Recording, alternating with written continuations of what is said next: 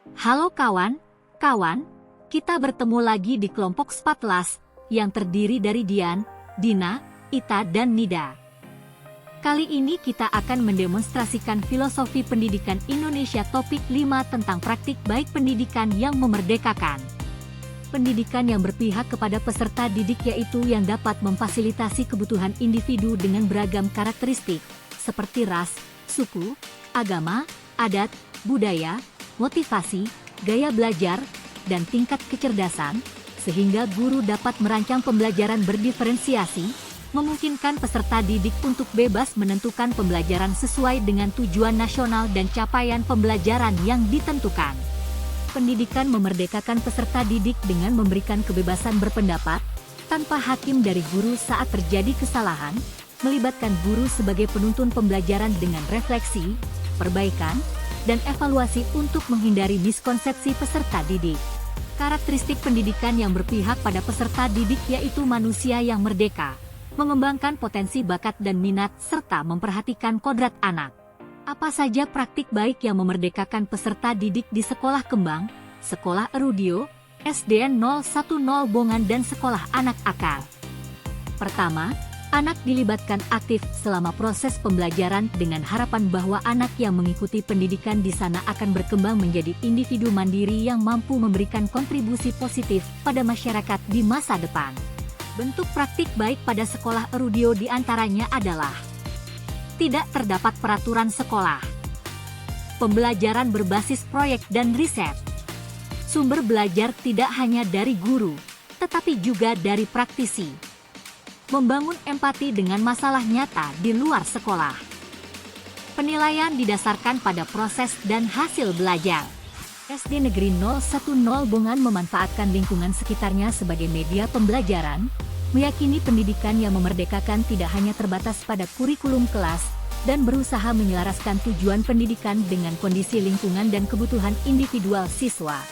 Praktik pembelajaran di Sanggar Anak Akar mencakup evaluasi bersama untuk meningkatkan sarana dan dinamika ekosistem, serta memberikan kebebasan kepada setiap anak untuk membuat perencanaan belajarnya sendiri, dengan memperhatikan waktu pribadi mereka yang harus dihargai. Berikut ini adalah praktik baik yang telah dilakukan oleh sekolah mitra kami, yaitu SMPN 14 Kota Serang, tentang pendidikan yang berpihak dan memerdekakan peserta didik. Yang pertama adalah melakukan asesmen non-diagnostik. Hal ini dilakukan untuk menganalisis gaya belajar peserta didik, yang nantinya memudahkan guru bidang studi untuk memfasilitasi karakteristik peserta didik saat proses pembelajaran. Sekolah melaksanakan kegiatan P5 guna memfasilitasi pengembangan keterampilan peserta didik, seperti seni lukis, menggambar, menciptakan cerpen, poster, dan aktivitas lainnya. SMPN 14 Kota Serang menyelenggarakan berbagai kegiatan ekstrakurikuler yang mencakup bidang kesenian, olahraga, baris berbaris, dan keagamaan. Kegiatan tersebut bertujuan untuk memberikan dukungan yang komprehensif terhadap perkembangan bakat dan minat yang dimiliki oleh setiap peserta didik. Penggunaan teknologi dapat memerdekakan peserta didik untuk belajar sesuai zaman sekarang.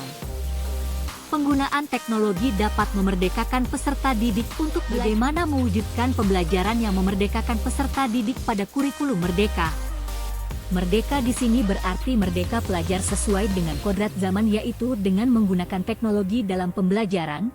Selain itu, merdeka juga sesuai dengan kodrat alam peserta didik, yakni menyesuaikan pembelajaran yang sesuai dengan karakteristik peserta didik melalui pembelajaran berdiferensiasi. Selanjutnya akan dijelaskan bagaimana strategi pembelajaran berdiferensiasi. Strategi pembelajaran berdiferensiasi. Pertama, melakukan pemetaan kebutuhan belajar peserta didik. Pengelompokan bisa sesuai dengan gaya belajar peserta didik atau berdasarkan tingkat kemampuan peserta didik. 2. Merencanakan pembelajaran berdiferensiasi. A. Diferensiasi konten.